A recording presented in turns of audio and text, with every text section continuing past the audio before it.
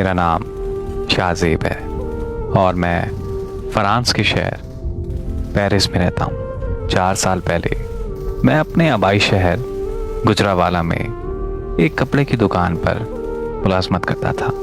दुकान के सामने एक एकेडमी हुआ करती थी जहाँ एक बहुत ही खूबसूरत लड़की पढ़ने आया करती थी। उसका नाम करिश्मा था और वो ईसाई मज़हब से ताल्लुक़ रखती थी, जबकि मैं मुसलमान था। लेकिन मोहब्बत कहाँ मज़हब देखती है। मुझे उससे सच्ची मोहब्बत हो गई थी, लेकिन मैं उससे बात करने से बहुत डरता था। फिर एक दिन वो एकेडमी के बाद मेरी दुकान पर आई और मुझसे कहने लगी कि मुझे आपका फ़ोन नंबर चाहिए। मैंने उसे अपना फ़ोन नंबर दे दिया और वो मुस्कुराते हुए वहाँ से चली गई। घर जाकर उसने मुझे कॉल की और मुझे बताया कि वो मुझे बहुत पसंद करने लगी है।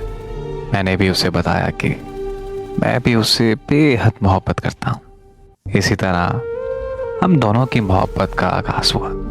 वो एकेडमी के बाद दुकान पर आ जाती थी और हम घंटों घंटों तक एक दूसरे से बातें करते थे।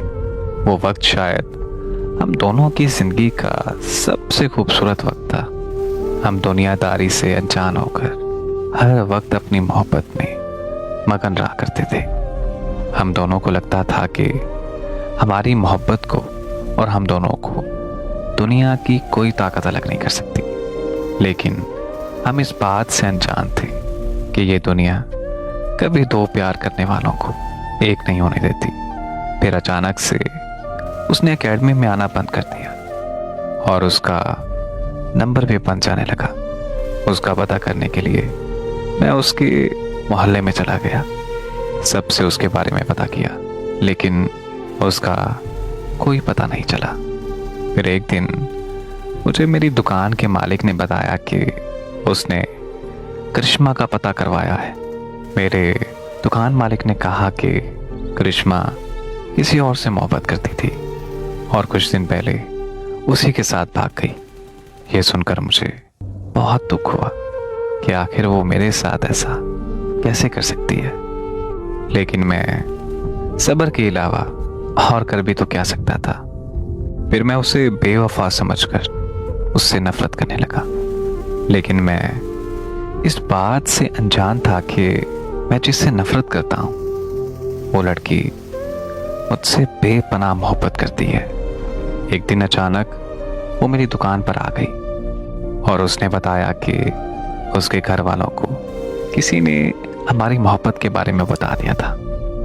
उसके घर वालों ने उसकी पढ़ाई छुड़वाकर उसे एक कमरे में कैद कर दिया। उसने कहा कि अब मेरे घर वाले मेरी शादी उसके कज़न के साथ करवाने लगे तो वो अपने घर से भाग गई। मैंने उसे कहा कि वो घर जाए और अपने घर वालों को जाकर समझाए, लेकिन उसने कहा कि अब मैं अपना घर छोड़ आई हूँ और अब मैं अपने घर वापस कभी नहीं जाऊंगी। बस अब दो ही हल हैं, या तो तुम मुझसे शादी कर लो या फिर मैं अपनी जान दे दूंगी। उसकी बात सुनते ही मैं उसे अपने साथ अपने घर ले आया, लेकिन मेरे घर वालों ने ये कहकर हमें घर से निकाल दिया कि वो एक ईसाई लड़की को अपने घर में कभी नहीं रख सकते। जब हमारे शहर में हमारा कोई ठिकाना ना बना तो मैं उसे लेकर कराची के लिए निकल ही रहा था कि ट्रेन स्टेशन पर उसके घर वाले आ गए और उन्होंने मेरी आंखों के सामने करिश्मा को गोली मार दी। और वो मुझे भी मारने ही वाले थे, लेकिन वहाँ खड़े कुछ लोगों ने मेरी जान बचा ली। लेकिन अफसोस कि करिश्मा नहीं बच पाई और उसका मौके पर ही इंतकाल हो गया। करिश्मा की मौत के बाद उसके घर वालों ने मुझ पर पुलिस केस करवा दिया कि मैंने करिश्मा को अगवा करके उसका कत्ल कर दिया है। तब मैं उनके घर वालों से करिश्मा की मौत का बदला लेना चाहता था। तब मेरी उम्र 18 साल थी और कम उम्र होने की वजह से मेरी बात पर कोई यकीन करने के लिए तैयार ही नहीं था। सब यही समझ रहे थे कि मैंने ही करिश्मा का कत्ल किया है। यहाँ तक कि मेरे घर वाले भी मुझे ही कातिल समझते थे। लेकिन एक बात है कि मेरी जिंदगी में जो भी हो रहा था उसका जिम्मेदार सिर्फ और सिर्फ मेरा दुकान मालिक था। उसने करिश्मा के घर कॉल करके बताया कि मैं उससे मोहब्बत करता हूँ और हम जो घंटों घंटों तक उसकी दुकान में मिलते थे, बातें करते थे, उसने वो सब कुछ उसके घर वालों को बता दिया।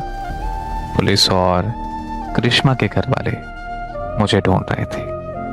मुल्क छोड़ने के अलावा मेरे पास और कोई रास्ता नहीं बचा था। फिर मेरे कराची के दोस्त ने मेरी मदद की और मैं गैर कानूनी तरीके से फ्रांस के शहर पेरिस में पहुंच गया। मैं अपने दुकान मालिक से और करिश्मा के घर वालों से करिश्मा की मौत का बदला तो नहीं ले पाया, लेकिन मैंने अपना बदला खुदा पर छोड़ दिया है और मुझे यकीन है कि मेरा अल्लाह उन्हें सज़ा ज़रूर देगा। ज़िंदगी में जो कुछ मेरे साथ हुआ है और जिस तरह से हुआ है, मेरी दुआ है कि अल्लाह पाक कभी किसी दुश्मन के साथ भी ऐसा ना करे। मेरी आंखों के सामने मेरी मोहब्बत का कत्ल कर दिया गया और मैं वहां खड़ा देखता रहा, कुछ नहीं कर पाया। आज मुझ पर यह आलम है कि मैं उसकी याद में पल पल मर रहा हूँ। ना कुछ खाने को दिल करता है और ना ही कुछ करने को। शायद करिश्मा की मौत का सदमा मैं मरते दम तक नहीं भूल पाऊंगा। मुझे समझ नहीं आ रही कि मैं ऐसी सूरत हाल में करूं तो करूं क्या। बस मेरी अल्लाह से एक ही दुआ है कि अल्लाह पाक मुझे जल्द सब्र दे दे, नहीं तो मैं ज़हनी मरीज बन जाऊंगा।